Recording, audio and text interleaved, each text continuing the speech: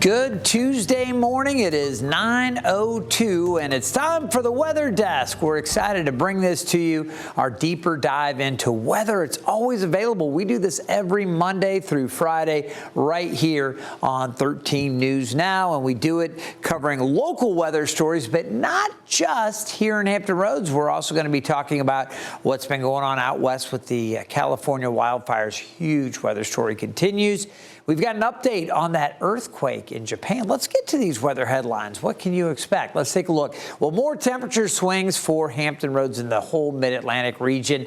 It is getting colder today on this Tuesday. We'll take a look back to yesterday and talk about what's coming up over the coming week. Our next topic, those California wildfires. We've got some pictures to show you, some new video just into the newsroom. And then look at the second line. There's actually an elevated fire threat for North Carolina as well. It is not on the same scope or magnitude as what we've been seeing out west. So I don't want folks in North Carolina to be that worried about it, but you do need to take some steps as there is some potential with an increased fire danger or fire threat across parts of North Carolina. We'll talk about that. And then, as I mentioned, we'll take a close look at that Japanese earthquake. Yesterday during the weather desk, it had just come into our newsroom that was going on, and we didn't have any video. Today, we've got some video to show you from that earthquake, and we'll talk a little bit about some of the other activity going on here in the United States as well as far as earthquake activity. I've been monitoring that this morning. So let's start off, though, with a look at these temperature swings and what's been going on.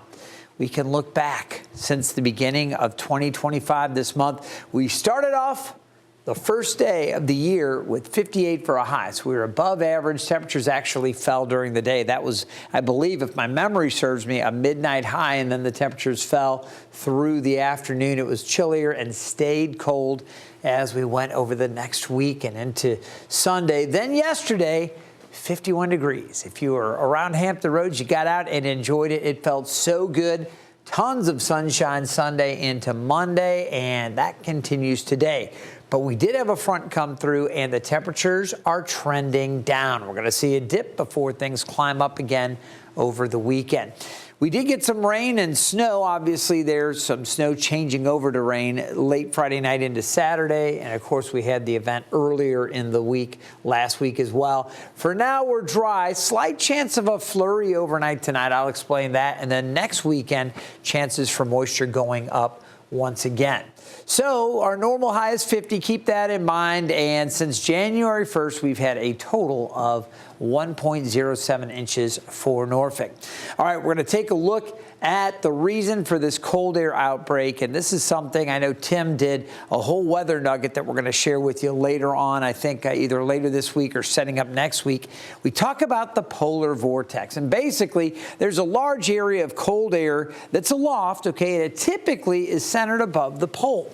So when you've got a strong jet stream, it keeps that cold air really pooled up and trapped up north. But as that jet stream weakens, it starts to get a little wobbly, and that jet stream, instead of keeping the cold air all pinned up, it starts to seep southward.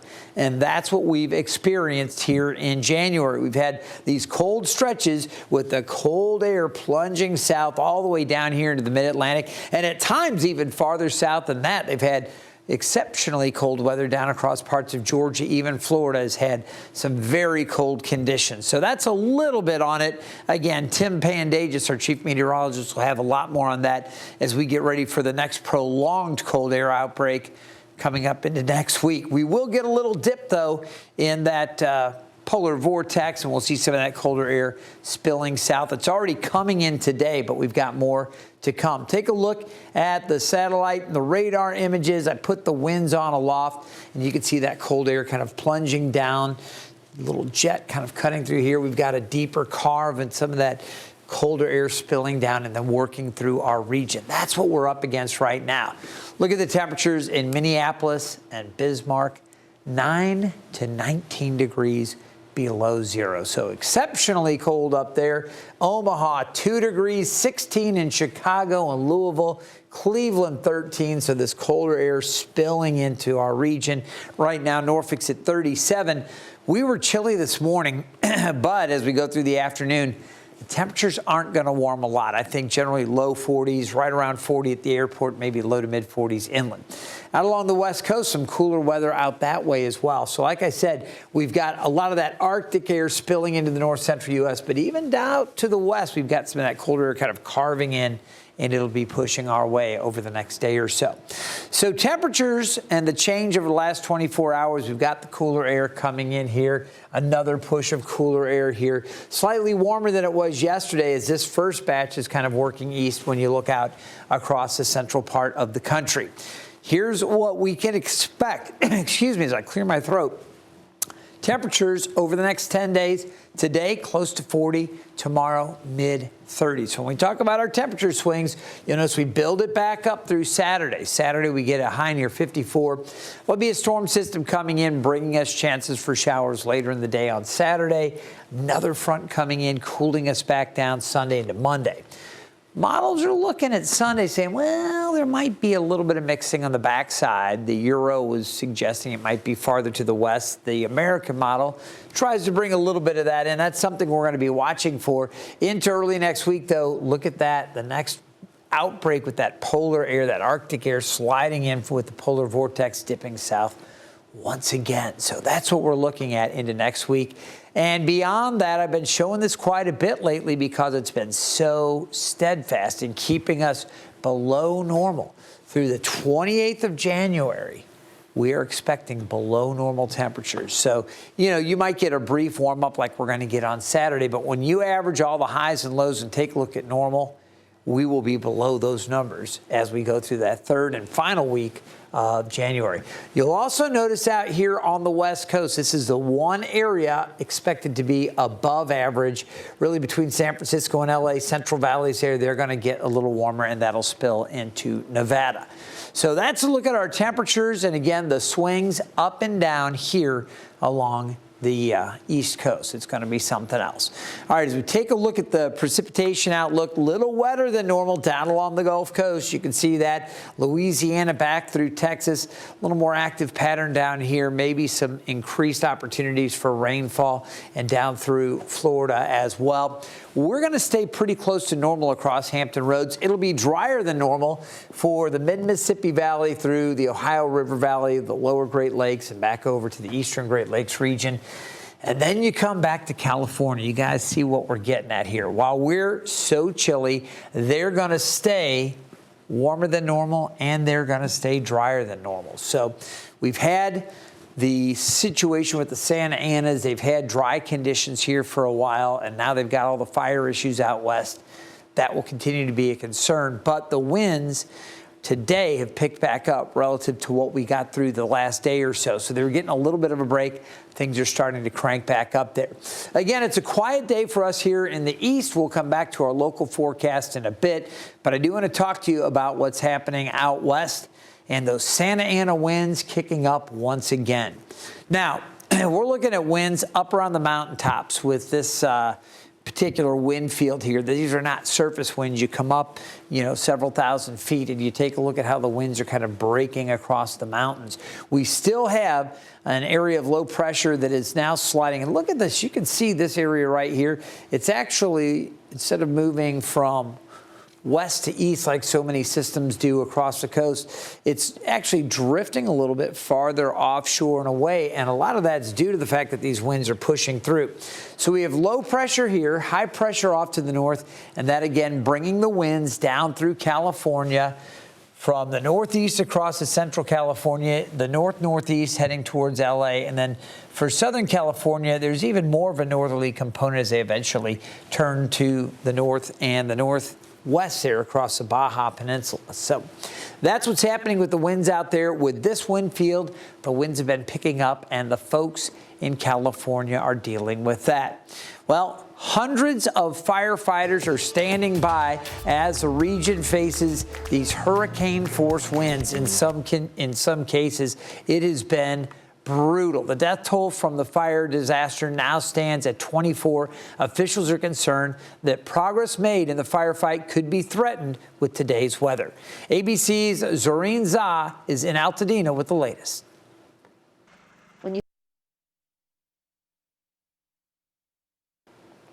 All right, we just lost that package. Zorene's reporting there.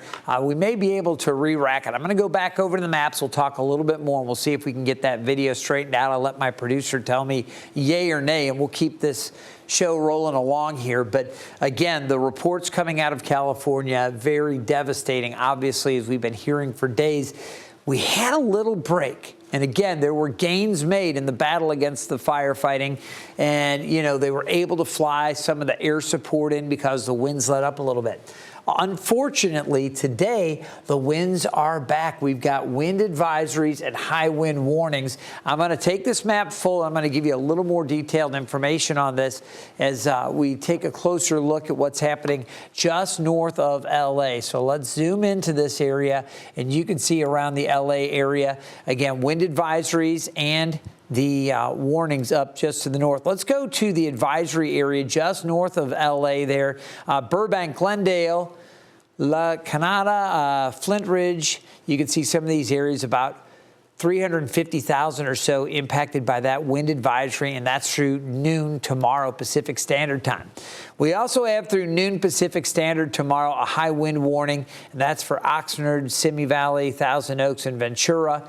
There are about 700,000 folks impacted by that particular high wind warning. So clearly, this is a big, big issue. Again, wind advisories extend down to just east of the San Diego area. And we'll take a quick look at some of the numbers down that way as we take a look at the wind advisory down through San Marcos. You can see about 740,000 there. Riverside and San Diego counties impacted. A lot of folks very, very much on edge due to this situation. Now, with the winds, you can see we still have this red flag warning out for the coast of California here, the LA area, those areas all the way to the north and down to just east of San Diego.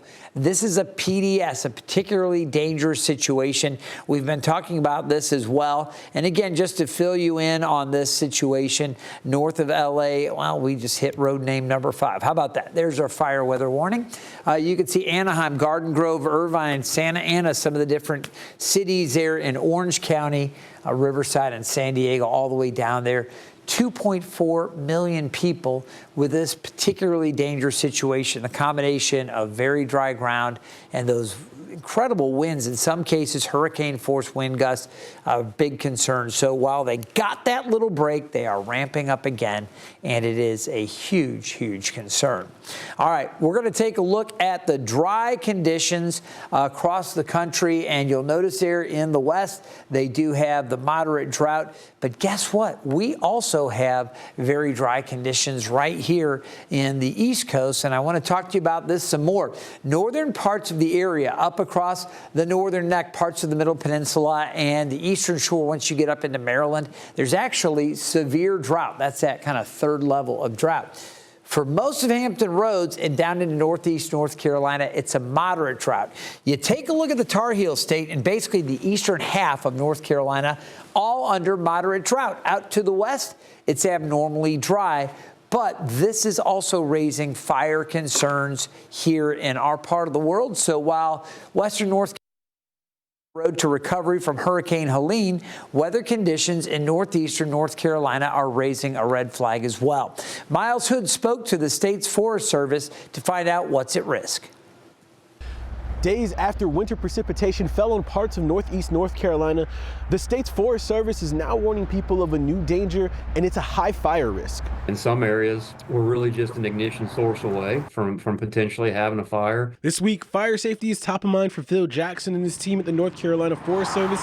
Jackson says conditions in certain parts of the state, especially in northeastern North Carolina, are worrisome for potential wildfires. When you've got this consistent dry, cold air and you mix in some wind, things can dry out relatively quickly. With wildfires devastating large areas of Southern California, Jackson says much of northeast North Carolina is under a high to very high risk of fire danger in the coming days. So whether it's a campfire or a debris fire in your front yard, Jackson says residents should remember these important safety measures. Stay with your fire, never leave it unattended. Also keep a water source nearby, such as a bucket or potentially a hose. The North Carolina Forest Service is reminding people that if you're planning to burn anything, acquire a permit beforehand and reach out to your local ranger to see how the conditions are in your area. In Elizabeth City, I'm Miles Hood for 13 News Now. All great information there. Appreciate that update from Miles. Want to talk to you again. Raleigh kind of right on the edge between moderate drought and then the abnormal dry, which extends out through Charlotte, back into the mountains. Of course, in the highest elevations, hasn't been as big a deal. And of course, so many of those areas were dealing with the flooding from Helene earlier. It's tough to see, and now it's the fire danger that we're going to continue to watch for here. Eugene Daniel, my co-anchor on 13 News Daybreak, was saying, well, when it's cold, is it as great a risk? Remember this, cold air can hold less moisture than warm air, so the atmosphere is already really dry. As the Forest Service down in North Carolina was mentioning, you get wind on top of that dry, cold air, and it really dries things out, so that elevates that fire risk in North Carolina. We'll watch that, and of course we watch all across Hampton Roads as well. All right, as far as the forecast goes here, we're going to see more dry weather today. Now, we'll talk about the future cast here, and I want to do a couple of things for you. We're going to start with what's happening here locally, and again, sunshine today, temperatures topping out in the upper 30s to low 40s across the region. We can take this full. I'll walk over to the big board and talk to you about some of these inland areas a little bit warmer, low to mid 40s down across North Carolina. You can see down around the Albemarle Sound, chilly up in the peninsula, upper 30s through about 1 o'clock. I expect afternoon highs pretty close to 40, then low 40s, and even low to mid 40s for a few inland areas. Watch what happens overnight, okay? We're going to bring in the clouds around 9 a.m., dropping down from the north. Now, I showed you at the very beginning of the show a surface map that showed another frontal system off to the northwest. That's going to come through pretty quickly tonight, giving us another shot of cold air for tomorrow. Keep in mind, our atmosphere is very dry. I mean, I can tell you right now, my skin is a little chapped. You know, you might need to put on some lip balm or certainly put some lotion on your hands. Keep your skin nice and protected and moist. What we're going to find, this front that drops down through the area just doesn't have a lot of moisture to work with. But you'll notice aloft here around 11:45 how the futurecast tries to produce a few light flurries or snow showers. Now, again, looking at our dew points, which is a great indication, it's one of the ways we know how much moisture is in the atmosphere. Looking at our dew points, we're going to see dew points tonight down into the teens. So while air temperatures are in the low 30s, dew points in the mid to upper teens, that's a pretty big separation. When the dew point and the air temperature is the same, the air is saturated, and if you get precipitation, it can fall down, and it's not going to evaporate, or it's much less likely to evaporate because the air is saturated. When you have a dew point in the teens and the air temperature in the 30s, that's still a big separation. That means the light precipitation that you see here with our model, as it falls, it's largely going to evaporate or sublimate as it goes. It may just go straight from crystal to nothing. But at any rate, you're going to see this stuff failing to reach the ground. There might be a couple of flurries out the window, but don't get excited. It's not going to add up to anything. It's just too dry out there for that snow to really have much of a chance to doing anything down to the ground. You might see a few flakes overnight. If you're up around 2:30, 3 o'clock in the morning, you look at it, oh, look, a couple flurries there. It looks like I saw. Well, that's about it. That stuff will move out by sunrise. For us on Wednesday, we're going to see a lot of sunshine once again. So again, a bright, beautiful day, but a very cold day coming up with highs only around the mid 30s as we go through the afternoon on Wednesday. After that, those temperatures start to come back up. We talked about it, and we will see more sunshine into Thursday and most of Friday as well. All right, let's take a look at the American model, and we'll take this full again because I want to break this down a little bit. Our chances for precipitation heading into the weekend. All right, so we picked this up on Friday, and I'm actually going to jog this along, just kind of moving the cursor with my hand very slowly rather than automatically play it in, because I want to talk to you about what the GFS, this is the American model, how we go through the morning on Saturday. You'll notice again, as we take a look here, dry conditions early Saturday. So if you've got early plans Saturday, you're in good shape, but you'll notice some wet weather out to the west. All right, let's take it forward, and we'll jog it towards noon as we go through 9, 10 o'clock, still out to the west. If the American model, the GFS model, is correct, sometime around noon or shortly thereafter, we'll see that light precip starting to knock on the door out around I-95. So you get out to I-85, I-95 there, maybe a few light sprinkles around midday. It's a better chance we see showers here in Hampton Roads by late afternoon. That's 3 o'clock. First few sprinkles maybe pushing towards the coast. You see right there as we go into 4 or 5 o'clock, that's when showers become more likely. And again, that's if the American model is correct. Going through the evening, still wet. And then later by 11 o'clock or so, a lot of the moisture offshore, a little bit of a break. But now we need to start watching the back edge and the possibility, look at this, at midnight, or this is at noon on Sunday, the GFS starts to pop some more precipitation. Again, rain showers here, snow across northern parts of Virginia. And it's just interesting because previously it was bringing in more snow here into Norfolk on Sunday. Now, it didn't really make a lot of sense because the highs Sunday are still going to be above freezing and significantly above freezing. Should be close to 50 on Sunday. I do expect temperatures to fall later in the day. So, that 50 will come early in the day. But still, a gradual changeover to mix is possible. Will it happen at 4 o'clock? Not sure about that. It will be colder aloft, and this system's going to try to pull down some colder air with it. I do think there's a better chance for snow showers over northern Virginia as we go into Sunday. And then you'll see as we go forward there again, let's back it up and jump forward on me. You can see this is Sunday around 8 o'clock. They do have, the American model does do this transition over to some snow flurries or snow showers on the back edge, and then it moves it out as we head into early Monday. All right, that's the U.S. model, the GFS. Here's a look at the European. So as we switch over to the European model, you can see again, we're quiet Friday. As we go Friday night and into early Saturday, still looking pretty good across Hampton Roads. This is at 6, 7, there's 8 o'clock. Now, if you recall, when we looked at the other model, the American model, that precip was farther west. So this one's a little bit earlier with that extension of the precip across central Virginia by 8 a.m. As we go forward, again, these are new models coming in. You can see by midday. All right, now it's saying noon Saturday, kind of crossing over to the western parts of the 13 News Now viewing area. So crossing I-95's out here, moving closer to Hampton Roads. That's at noon on Saturday. Again, the Euro brings in at least chances for wet weather. And you see how it kind of breaks up the line, but it does produce some more Saturday afternoon off to the north. Kind of interesting. It's not doing as much as the GFS was. And again, you'll see how a lot more of that focused rainfall will be off to the south and east. Similar to the GFS, but remember, the American model brought rain through Saturday afternoon and evening. So you can see how there is some question as to what this is going to do and how it's going to play out as we go forward into Sunday. You're wondering, okay, what's the Euro do? Do we have to worry about snow? And I say there's question about it because the models are not in very good agreement. Here it is, 9 a.m. Sunday. We're not seeing too much there. Again, it jumped forward. Let's back it up here. All right, so that was 9 a.m. Sunday. Here we go into the middle part of the day. Maybe some showers down here. Okay, showing up with the Euro, but snow far to the north, not an issue. As we go later in the afternoon on Sunday, when the GFS was cranking snow for some of these areas off to the north, we're dry with the Euro. Notice the snow off to the north and west.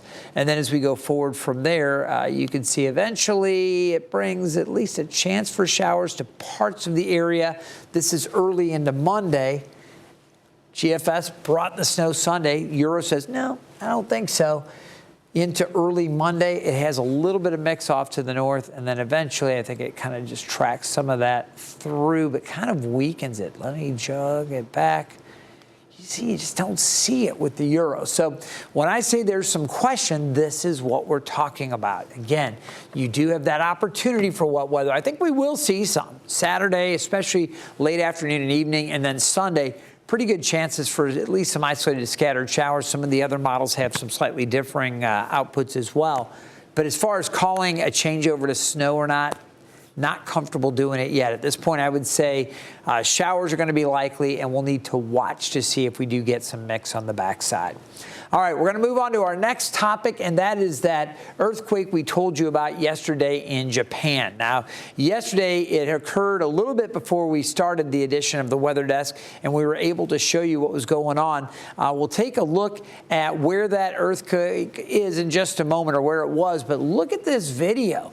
Pretty crazy yesterday. There was a tsunami advisory. It's now been lifted, and obviously in the wake of a strong quake just off the coast of Japan, they need to watch that. The survey put the preliminary quake magnitude at about 6.8, and Japan's meteorological agency said it had an intensity of lower. It was only around 5 on the Japanese scale of 0 to 7, but you could see it was shaking things up. Again, the location of that was off.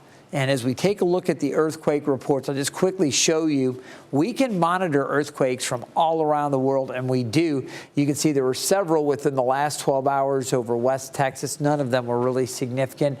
California always seems to have a lot of little activity here and there, little tremors. There was a little one there in western Nevada about, well, within the last hour. But again, none of these are really more than just like little vibrations, and people don't even worry about those. We'll head over across the world and over to Japan, and there's a look at where that bigger one was. Again, the Japanese agency put it in right around 5. I think it was 5.5 if I recall. Let's take a look here.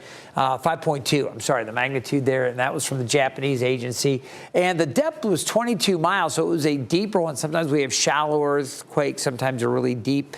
And again, that may have been part of the reason you saw some of the stuff swaying without a lot of the destruction. In any case, good to know Japan made it through that in good shape. We just wanted to share that video with you and give you an update in case you caught our story yesterday. So that's where that earthquake was. At this point, folks doing okay in Japan. All right, locally, we'll just run through our local forecast. Again, we had one front come through yesterday. Here's the next one coming through tonight. Don't think it'll be a big deal. Highs today, close to 40, low 40s inland. As we go forward, we're going to see temperatures in the low 40s on the peninsula, upper 30s from the middle peninsula, and mid 30s over to the eastern shore. Along the Outer Banks, temperatures near 40 there. We're going to find temperatures in the mid 40s inland. Overnight tonight, partly cloudy, very low risk of a couple stray flurries. Temperatures around 24. It's going to be cold again tomorrow behind that next front, and staying cold, 36, mostly sunny, really chilly. All right, Thursday, Friday, sunshine heading into the weekend. Look for those showers to develop. I showed you both the models bring in precip later on Saturday into Saturday evening. Scattered showers still possible Sunday. Will they be down to the south? Could they be farther north? All of that will play out in due time, and we will be watching for maybe some mixing on the backside or off to the north and west. That's what we're going to be pinning down over the coming days. Right now, I'm going to go with afternoon showers Saturday and chances for scattered showers on Sunday. With that colder air arriving Monday, we should be clearing out. The models on Monday are generally looking pretty good for Hampton Roads. Martin Luther King Day will be chilly, so if you've got an observance, maybe you're going to be participating in some of the area activities around Hampton Roads outdoors, you'll need to bundle up on Martin Luther King Day. You know, a great way to stay in touch with us is by downloading our 13 News Now mobile app. It's free. It's always available. And you can always check out our forecasts, our radar. We send out news push alerts. It's a great way to stay informed. We're glad you found us here on the 13 News Now Plus app. This is a great way to do it as well. And we do these every single morning, Monday through Friday, starting right around 9 o'clock. As we bring you a deeper dive into today's top weather headlines. Guys, stay warm. It's going to be cold for the next few days around Hampton Roads. Again, our hearts and minds with the folks struggling back in California. And be careful with your burning, even here across the East Coast, especially in North Carolina, as we told you. That fire risk a little elevated with the dry ground and the gustier winds. You guys take care, and we'll have another one. See you next time.